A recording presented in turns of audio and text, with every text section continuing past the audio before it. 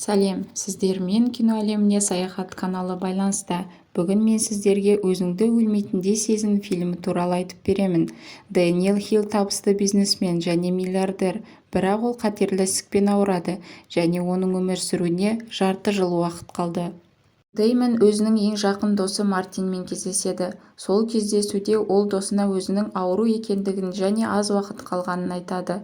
Бұл жайлы қызы Клэйрға әлі білдірмегенін жеткізеді. Дэймон әрқашанда еңбекқор болатын, көп уақытын жұмысына жұмсап қызына көңіл бөлмеген еді, сондықтан да олардың арасында жылы қарым-қатынас жоқ. Егер Клэйр сенің қатты сырқат екеніңді білсе, сені сөзсіз кешіреді, деді. Кездесу соңында Дэймон Мартиннан сананы басқа адамға алмастыру жөнінде білесің бе деп сұрады. Мартин жоқ деп жауап қатты. Дэмиан үйге қайтар жолда қызына хабарласады, бірақ қызық тұтқаны көтермейді. Кейін намиянынан Phoenix Boygenics компаниясының визиткасын алады. Ол осы компанияның басшысы Олбрейт дәрігермен болған әңгімені есіне түсіреді. Дәрігер Олбрейт бір адамның санасын барлық естеліктер мен екінші адамның денесіне қондыру құрылғысын сәтті ойлап тапқан. Компания гендік инженерия әдістері арқылы клиентке жаңа мүмкіндік береді және сана сезімін орналастыратын дене береді. Дэмиан Олбрайттан бұл неге заңсыз жүргізіліп жатқанын сұрайды. Олбрайт оған күліп, оған кері сұрақ, сіз өзіңізді өлмейтіндей сезінгіңіз келе ме деп айтады. Дэмиан үйге келісімен Олбрайтқа сеніп, оның қызметін қолдансам қалай болады екен деп ойлана бастайды. Келесі күні Дэмиан қызымен кездеседі, бірақ Клэйрге өзінің сырқат екенін айтуға батылы бармайды. Ол Клэйрге қоғамдық ұйымы үшін ақша бермекші болды, ал қызы әкесі уақыт сатып алғысы келеді деп ақшаны алмайды. Сөйтіп, Дэмиан Phoenix Boygenics компаниясы және сана сезімді ауыстыру, өлгеннен кейін де өмір сүру туралы ақпараттарды зерттеуді терең жалғастырады. Ол ғаламтордан бұл әдісті дәрігер Фрэнсис Джонсонның ұйғарымымен жасалғанын біледі және де аудио және видео жазбаларын тыңдап көреді. Бір кезде аяқ астынан Дэмиан қан түкіріп жөтеле бастайды, сөйтіп есінен танады. Кәсіпкер ауруханада есін жияды. Сол мезетте ол дәрігер Олбрайтқа хабарласады. Дәрігер сана сезімі басқа адамға ауысқан шақта Дэмиан бұрынғы танитын адамдармен араласа алмайтынын айтады.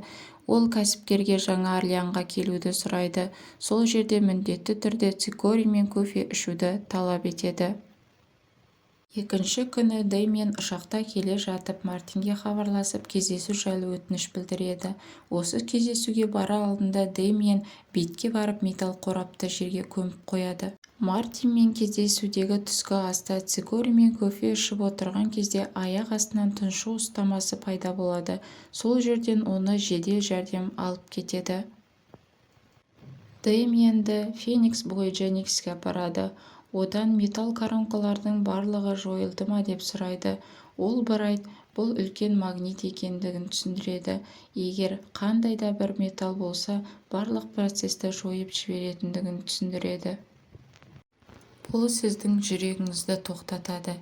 Бірнеше минуттан кейін сананың ауысу процесі аяқталады. Дэмиан басын бұрған сәтте өзінің өлген денесін көреді. Олбрайт жаңа денеге үйренісу үшін уақыт керектігін айтады.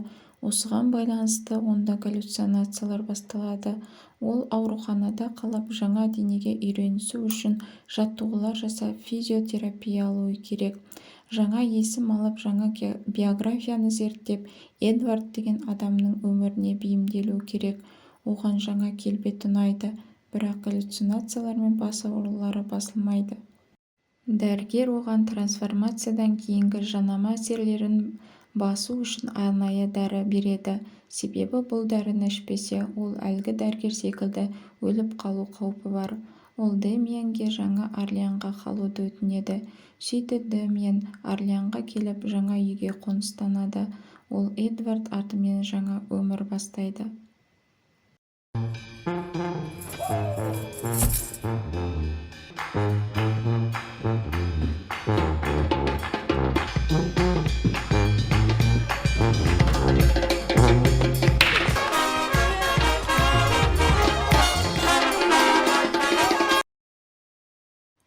жаңа көршісі Антонмен танысады. Болашақта олар дос болады, клубтарға барады. Бұрыннан ұмтылған әйел адамдардың көңіліне бөлене бастайды. Ол қазір басқа адам. Сөйлесу барысында ол байқаусызда өзінің өмірбаянын айтып, ыңғайсыз жағдайға қалады. Бұған қарамастан оған бұл өмір, ойын-сауық пен тартымды әйелдер ұнайды. Біраз уақыттан кейін жас бейқам өмір тоқтайды. Өзін қанағаттандыру үшін бұл жеткіліксіз екенін, қызымен енді ешқашан сөйлесе алмайтындығына қынжылады. Ол таблеткаларды ішуді ұмытып, галлюцинациялар басталады. Басқа адамдардың естеліктерін есіне ала бастайды. Галлюцинациялар кезінде ол жекпе-жекті, асқабақ түріндегі мұнара, шағын қала, сондай-ақ кішкентай қыз бен әйелді көреді. Дэмиан көргендерін дәрігер Олбрайтқа баяндайды. Олбрайт оған бұл ескі естеліктердің қоспасы, ағымдағы эмоциялардың әсері деп түсіндіреді және дәрілердің мөлшерін 2 есе көбейтуді сұрайды.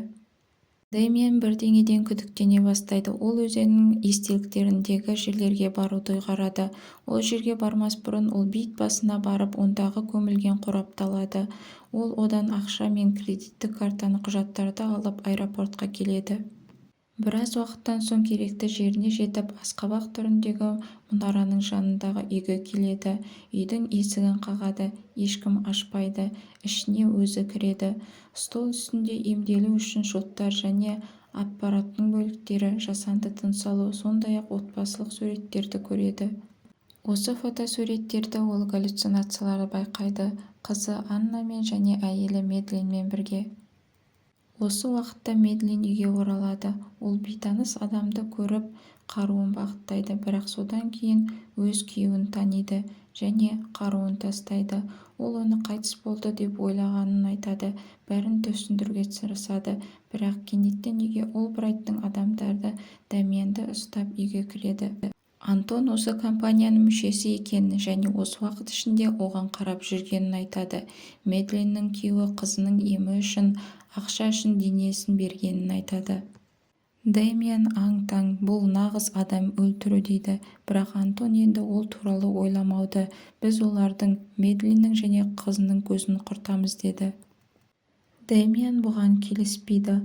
Ол дәріні ішіп келемін деген сылтаумен жуынатын бөлмеге барып, Антонның бір адамын өлтіріп, оның тапаншасын алады. Содан кейін Медлин екеуі жертөреге түсіп, тапаншаны алып, оларға оқ жаудырады. Медлин екеуі қашып шығады. Ол бірақ бар шындықты айтпайды. Оның күйеуі болып көрінеді. Содан кейін олар көлікке отырып, қызын мектепке алуға барады. Қыз әкесін көріп өте қатты қуанады және құшақтай алады. Үшеуі бір қонақ үйге орналасады. Дэмиан түнімен компания туралы мәліметтерді іздей бастайды. Осы компанияны құрушы адамның әйелінің мекен жайын анықтайды. Дэмиан көптен бері дәрілерді ішпегендіктен оны қайтадан галлюцинациялар, яғни естеліктер мазала бастайды. Әйелі және қызы туралы естеліктер. Ауырсынуы басылған соң Фрэнсис Джонсонның әйеліне барады. Ол онда күйеуінің бұрынғы студенті екенін айтып деректер алмақшы болады.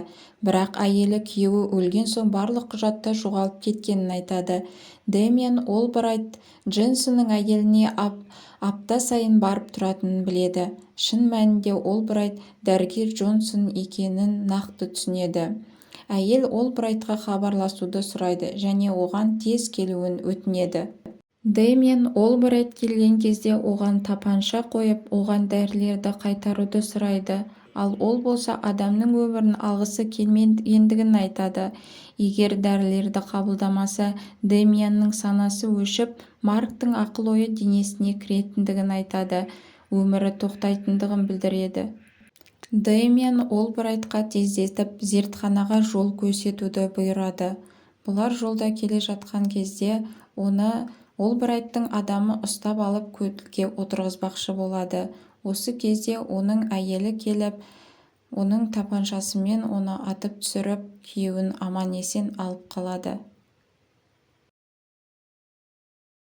Мэдлин екеуі келе жатып, ол күйеуі емес екендігін түсіне бастайды.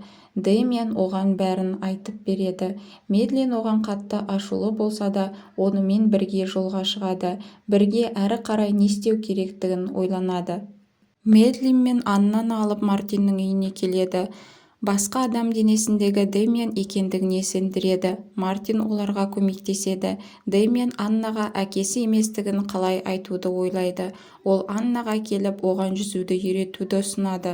Қызы жазылған кезде оған жүзуді үйретуге уәде берген еді. Мэдлин болса қызы мен күйеуіне қызыға қарайды.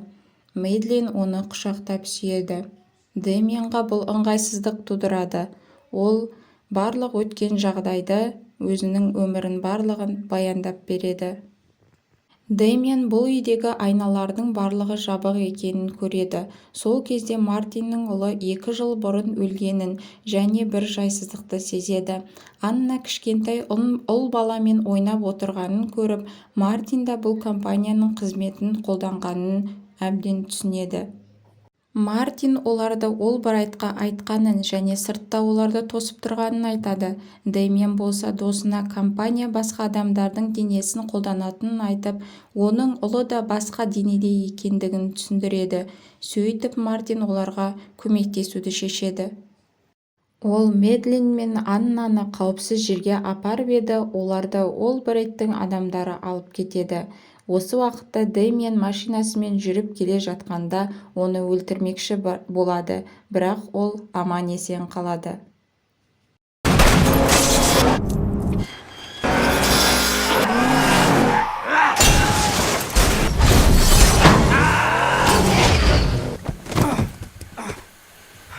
Дэмиан Мартинмен және әйелімен қызымен кездесетін кафеға келеді. Ол жерге тек досы ғана Мартин келеді, ал қызы Анна мен әйелі Мэдлинді Олбрайттың адамдары алып кеткендігін айтады. Мартиннің досы осы таблеткалардың формуласын біліп алғанын айтады.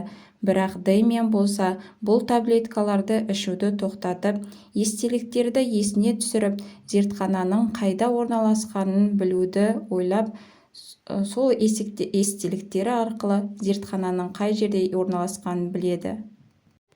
Келесі күні Жаңа Орлеанға келіп, естеліктердегі зертханаға барады. Ол сананы ауыстыру процесі жүретін бөлмеге кіреді. Ол онда 2 адамның денесін байқайды. Кейін Олбрайтты көріп, оның денесі жаңа клиентке өте жақсы келетіндігі және қызы Анна мен әйелі Мэдлиннің де бос қалмайтындығын айтады.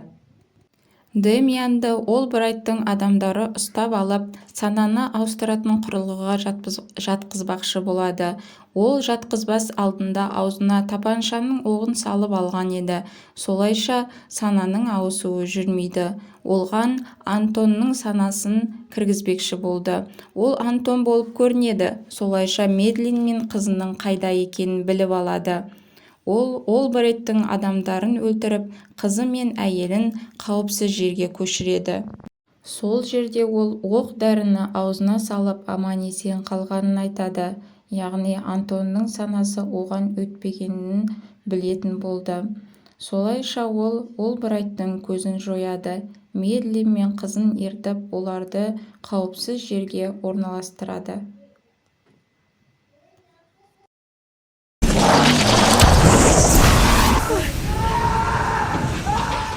Бірақ ол олармен бармайтындығын айтады. Кейін ол Клэрмен кездеседі. Ол өзінің әкесінің досы екендігін айтып танысады. Әкесі өткен қателіктеріне өкінгендігін айтып, оған хат береді. Дэмиан ұзақ уақыт бойы дәрілерді қабылдамайды. Ол өте қатты ауырсынуды бастан өткізеді. Соңында ол Марктың санасына оралады. Солайша отбасымен қауышады. Егер бұл видео ұнаса, менің каналыма жазылып, лайк басып, келесі роликтерді көріңіздер.